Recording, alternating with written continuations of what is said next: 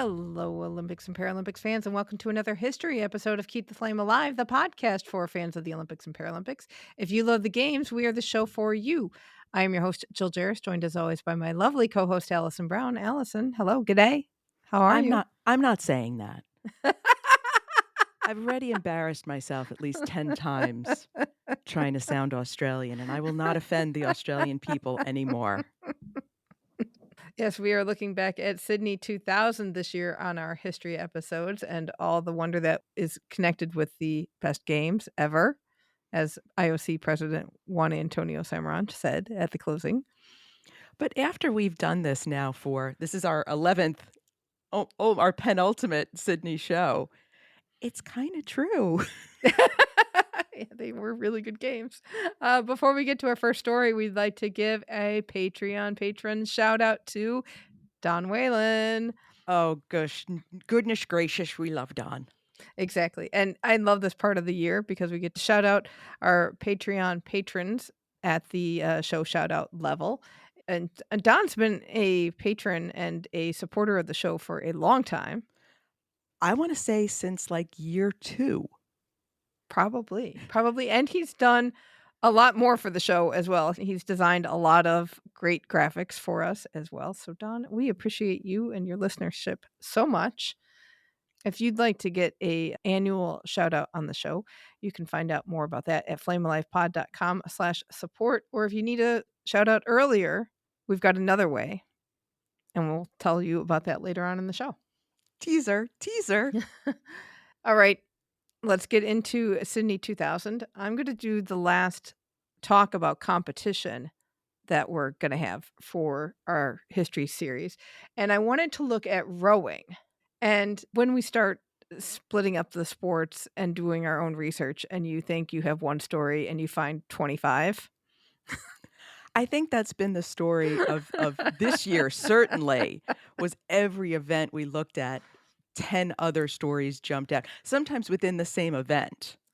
Yes. And rowing right? has a lot of events, so I'm sure you had to sacrifice a lot of stories. I did. I mean, I could have talked about Stephen Redgrave from Great Britain, the great Stephen Redgrave, who said he was going to retire after Atlanta 1996. 3 months later said, no, I'm coming back. Then he switched from the pairs to the fours. And then he had an appendectomy. He injured his arm and was diagnosed with diabetes in 1997. He kept going, competed in Sydney, got his 5th gold medal in the coxless fours. That gave him 6 medals overall, and he was the first British athlete to win 5 Olympic gold medals. I could tell you about that. I could tell you. Yeah, no. I could, speaking of the British, I could talk about how Team GB won their first gold medal in the men's eights since 1912. Really? Could have told you about that, but I won't. I could talk about new countries participating because we love new countries.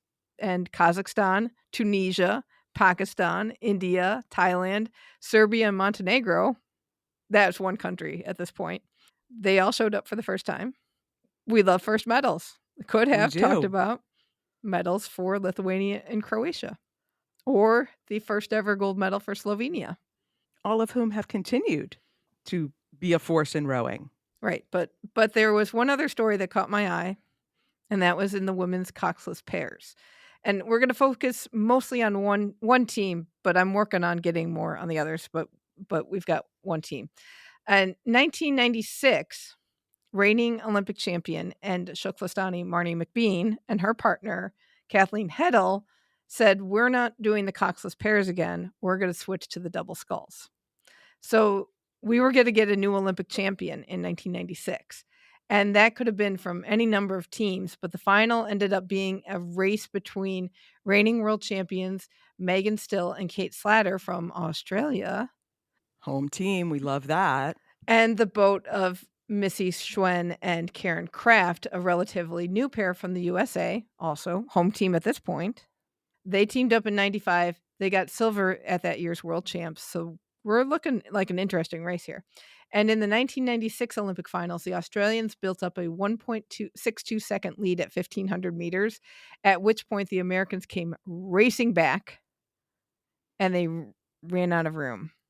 The Australians won gold by just 0.39 seconds, just a few feet, and gave them gold. After winning gold, Megan Still, one of the Australians, promptly retired. She left her partner Kate to find someone else for the home games at Sydney 2000.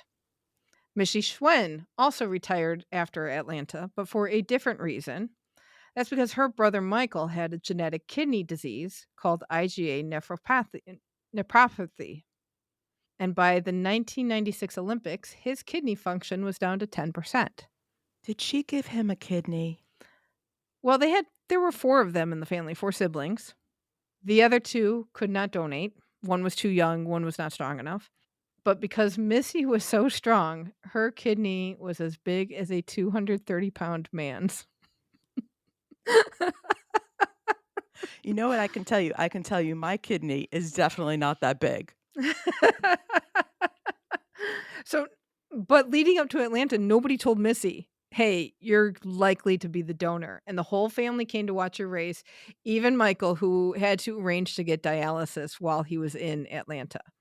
So, after she won the silver, she's dealing with losing gold, and the family was at lunch, kinda celebrating as much as you could, and Missy goes, "Hey, Michael, how's the transplant process going?" And that's when she found out she was gonna be a kidney donor. So, she skipped the closing ceremonies in Atlanta to start the process and did the blood work and everything right away. She did get to go to the White House celebration and apparently, like, cornered Bill Clinton to get him to sign a get well card. Good on her. Right? Not long after that, went to Chicago, had the transplant. She saved Michael's life. He started feeling better immediately. Missy did not, because her abs were in incredible pain. They had to cut through her back muscles to get to the kidney. She had a 17-inch long scar on her abdomen. She couldn't walk very far without being wiped out, and had massive hormonal swings and experienced depression. It was a few more months before she could do pool workouts, like, not swimming, a little swimming, but, like, running in a pool kinda workout. And, she eventually got back on an ergometer, was really, really slow. So slow that she said she covered it up so she couldn't see how slow she was going. Oh, that's heartbreaking. In 1997, Missy got married to Tim Ryan, also a Australian native, and also an elite rower. He had missed out on 2 Olympics. They were living in California when she realized she wanted to row competitively again, try to get the gold. So, she's only 25 at this point. I Why do I know. s why do I suddenly hear a music montage of training Well, coming into this story? in January 1998, she calls up her old partner, Karen, who was 28 at the time, said, "Hey, do you wanna get back together?" Karen said, "Oh, yeah," and it was back to the grind, and this part of their journey involves going to Dallas to train, and then they trained in Australia the winter ahead of the Olympics, and they are not part of the national team at this point either. So, they are self-funded at home, they have jobs at Home Depot. Oh, you the old Home Depot Yeah, program. yeah, yeah, yeah, and when they were in Australia, they did not have the right kind of visa that they could get a job. So, they are really, bootstrapping it here. They did not qualify for the world champs in 1999, but they did qualify for Sydney 2000, and they had better times than they had at Atlanta thanks to better strength that they had developed in the weight room. So, things are looking pretty interesting here. And they developed a different strategy for Sydney 2000. They, instead of doing the whole catch-up game, they decided to go out and lead first and force everybody else to catch them instead. However, we're dealing with other teams that are also in the mix here. The favorites for this race were Canadians Emma Robinson and Teresa Luke, who were the reigning 3-time world championships. Australian Kate Slater was now paired with Rachel Taylor, and it could be almost anybody's game here. We also have a team from Romania who is doing very well. They are Georgeta Damian and Duana Ingnat, and they are predicted to win here by at least by Sports Illustrated. So we did Well, this, yeah. that's the kiss of death. So at Sydney, we're in the heats, and people are looking at the Canadians and the Australians and the Americans, but two other teams just stormed to victory in the heats. We had the Romanians. They beat the Americans by over 2 seconds. Ooh, Yeah, so they got the automatic qualifying spot in the final, and guess who goes to the repêchage? better you than me trying to say that word. Then in the next heat, South Africans Helen Fleming and Colleen Orsmond beat the Australians and Canadians by like 3 seconds. That's an So eternity. yes, so every favorite in this race, besides the Romanians, they have to go to the repêchage to get into the finals. So heat 1, Americans led the entire way. They take one of the qualifying spots. The other spot in that heat goes to Canada. In heat 2, the Australians and Germans managed to grab the last 2 spots in the final. So we've got the finals. They take place on September 23 at 9:10 in the morning. Sunny day. Little wind making ripples across the Sydney International Regatta Centre in Penrith. And it was a really beautiful day. The wind was, so, they're facing backwards and the wind's kind of at their back. So hopefully that wasn't too much of an intrusion on how things went. But in the finals, Ryan and Kraft, our Americans, they kept to their strategy. They led for most of the race, and they're like a half a boat ahead for most of the race. But it's a 2,000-meter race. And you can run out of space to win or run out of space to catch up. Right. Australia's just a little bit behind them for most of the race, but after 1,000 meters, the Romanians started to surge. And in the last 500 meters, they caught the Americans and pulled ahead, and they went on to win. Americans are really starting to fade at this point. Australia picks them off too. Oh. So they nip the US at the line to take the silver by 0.04 seconds. Americans win bronze. They're full 2 seconds behind gold at this point. Canadians, they finish 4th, nearly 3 seconds off the podium, which that's kind of an eternity in racing. So gold goes to Romanians Damien and Ignat. Silver goes to Taylor and Slatter from Australia, and bronze to Ryan and Kraft from the USA. Besides predicting the gold medalists correctly, Sports Illustrated also predicted the bronze medalists correctly. They had put Canadians in silver, and the Canadians finished 4th. So not too swap bad. those out. That's probably one of the best predictions they've ever done. So Missy Schwen-Ryan said later that they had the perfect race for Sydney 2000, but so did other teams. And although she won the bronze, she said she appreciated it more than the silver. And in earning the bronze, she became the first, and I believe it's still the only organ donor to win an Olympic medal. Huh. That's amazing, first of all, and so special for her and her brother to see that. But also a little surprising that hasn't come up. But it also reminds you how small the Olympic medalist pool of people are. But yeah, what an amazing story. That's really beautiful that she was able to save her brother like that. And as hard as that was, it did not end her career. Right. So a little bit of where are they now? Brother Michael's transplanted kidney functioned for about 10 years before it gave out. And then their other sister, Chrissy, was able to donate by then. So he got another kidney. Missy herself lives in California with her husband and 3 sons, all of whom row. Keith is at Cal, Bach, Ryan is at Princeton, and Hugh was on the under-19 U.S. national team.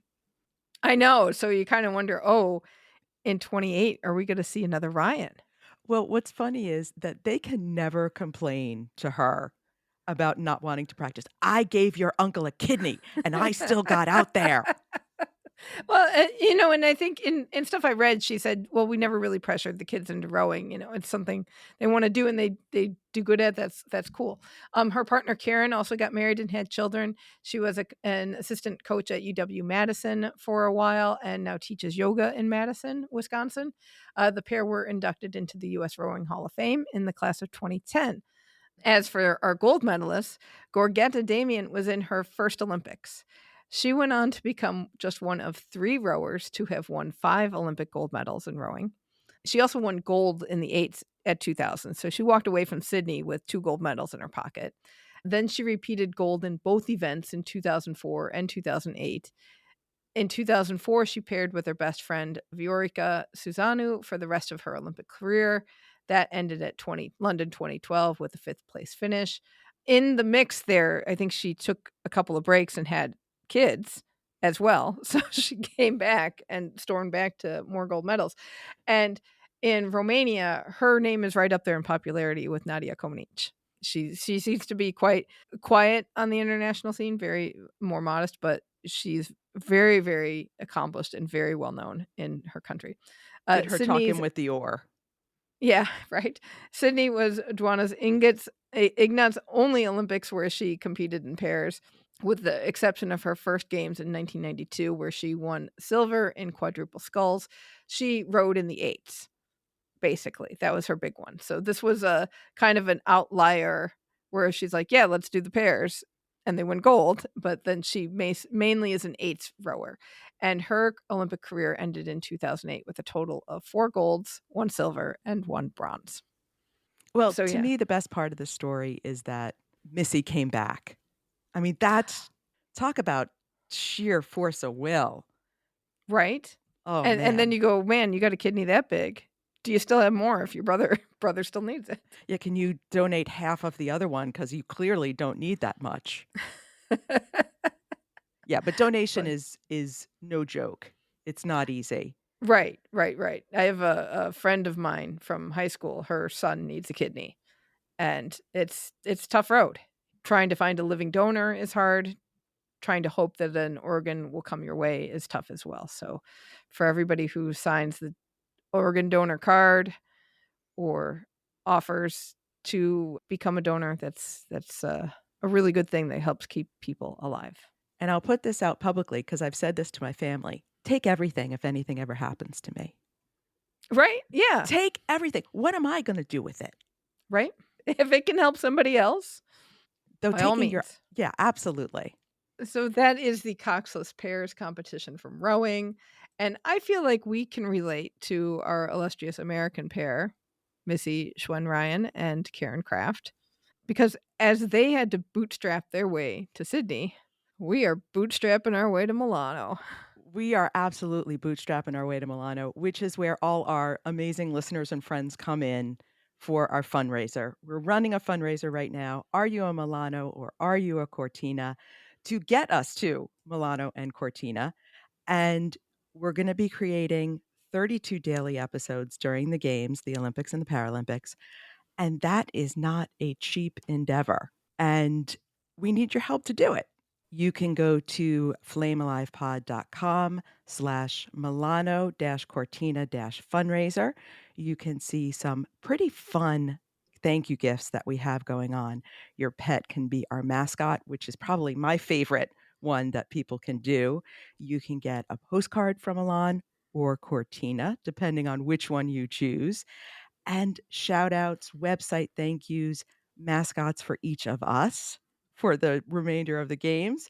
So give us a hand and get us there so that we can share the stories that you can't get anywhere else. Where else would people get lost on a mountain and share that story?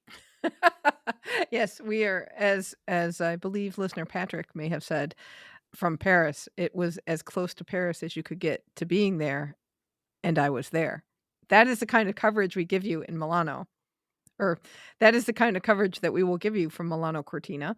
We will tell you what it's like, how cold it is if it's cold, how snowy it is, how the transportation will be, because that's going to be a thing as the games are spread across northern Italy. We too will be spreading ourselves across northern Italy in some way, shape, or form, hopefully, in order to see as many events as possible and let you know what it's really like to be there.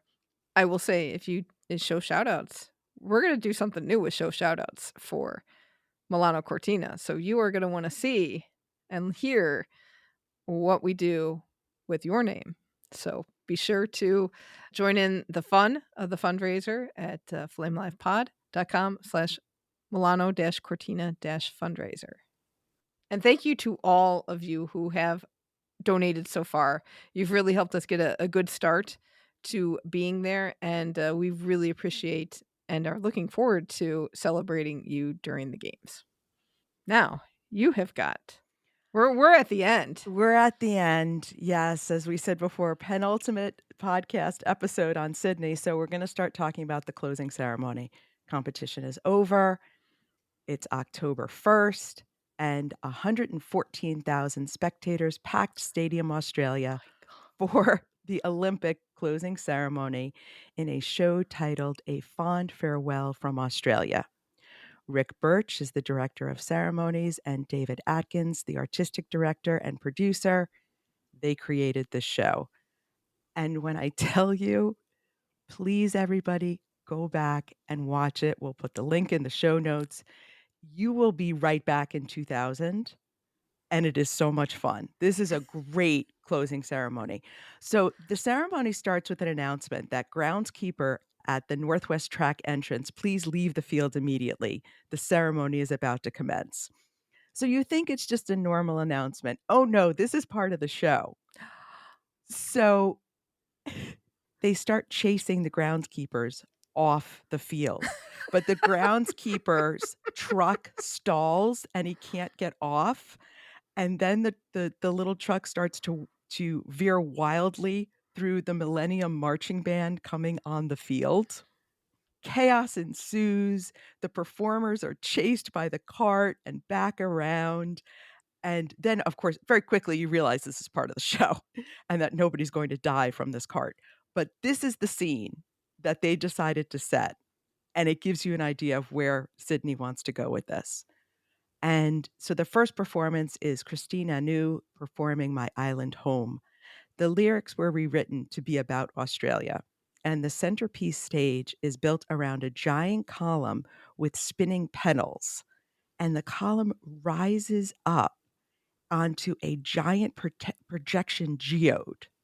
And Anu sang atop the geode with the world map projected on the rotating screens. Oh, very cool. It's beautiful. And next come the boring parts. So this is the part where you speed through.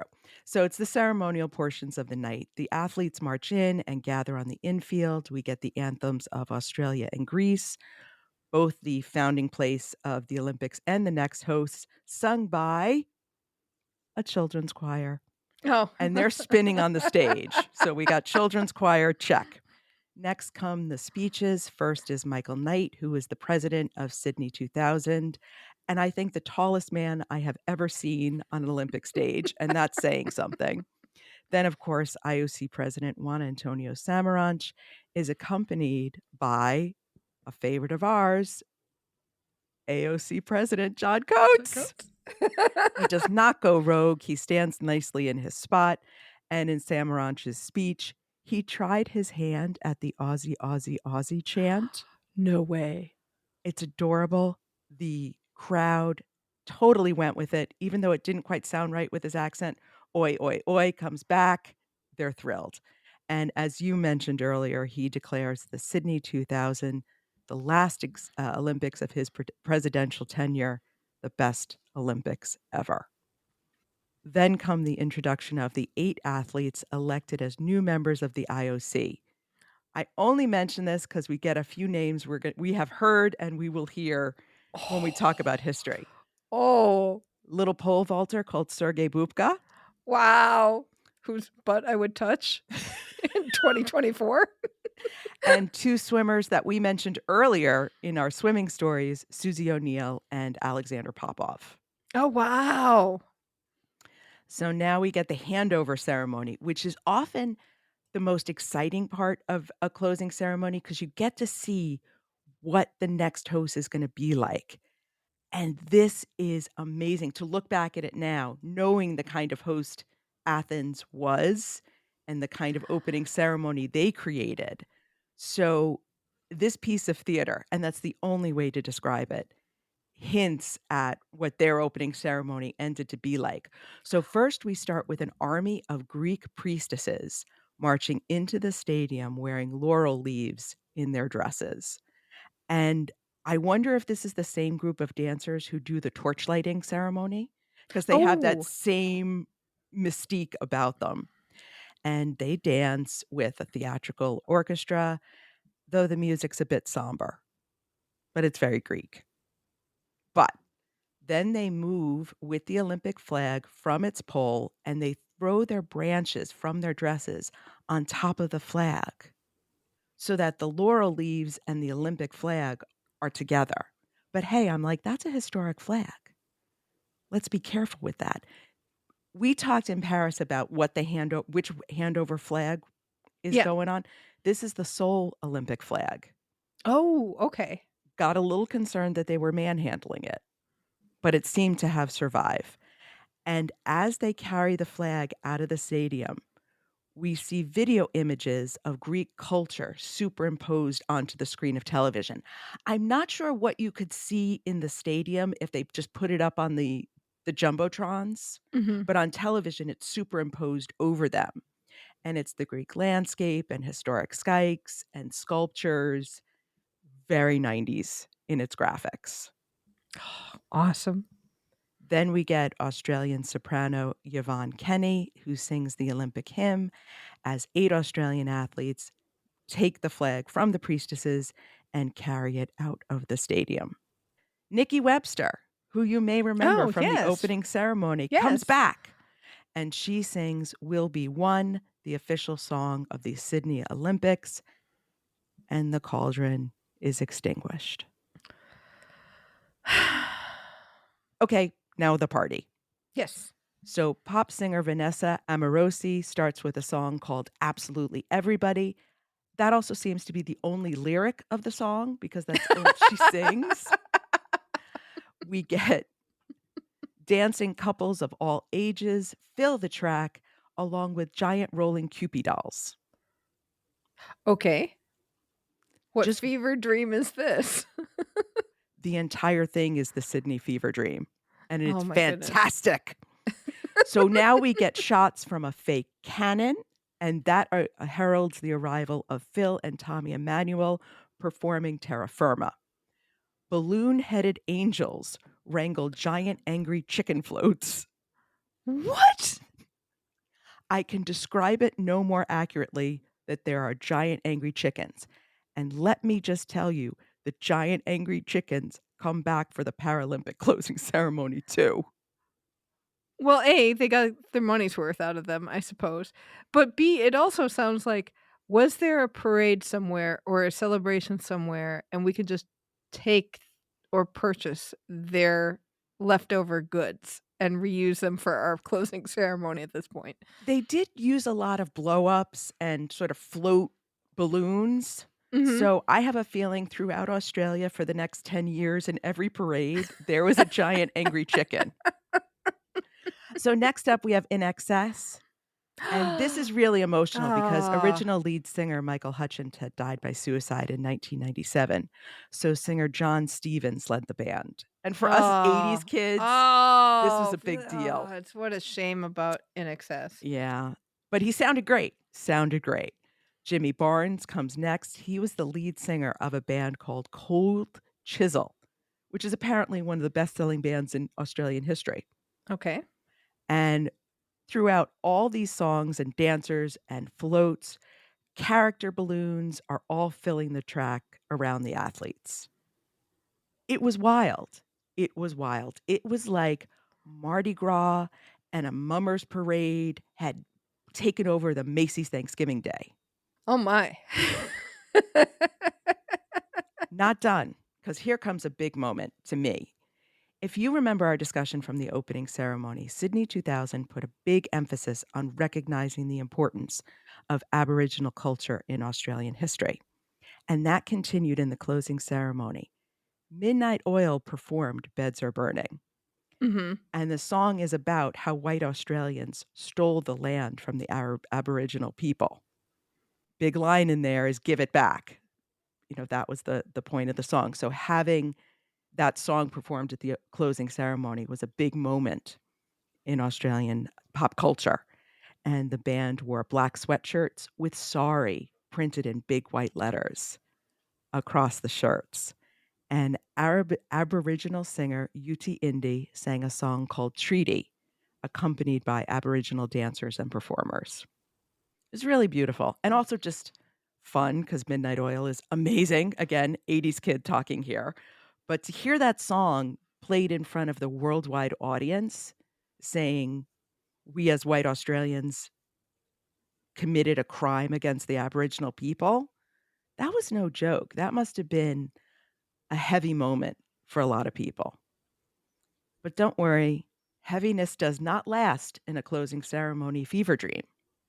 Because next we get the performers dressed as sort of like cartoon swimmers. And like, what would you imagine a cartoon swimmer looking like and a water polo player? They dance into the stadium pulling a giant thong sandal float. And our next Okay. performer is on top of the sandal, but you can't see who it is. She's got a giant sun hat, sunglasses, and a little flirty sundress. Kylie? Sh- Olivia? She reaches the stage. Backup singers pull off the dress, reveal her pink sequins costume that would make a showgirl jealous. It's Kylie Minogue. Oh, you can't have a ceremonies in Australia at this time without Kylie. She puts on a giant hot pink feather headdress and breaks out into ABBA's Dancing Queen. Wow. You That's think epic. you think we've been off the rails before? Oh no, we're just getting started. Because the giant floats continue to come into the stadium one by one, each carrying an Australian star. So first we get golfer Greg Norman, who rides a shark, Oh, being nice. accompanied, right? That was his nickname, accompanied by the theme of Jaws. He's hitting golf balls off the shark.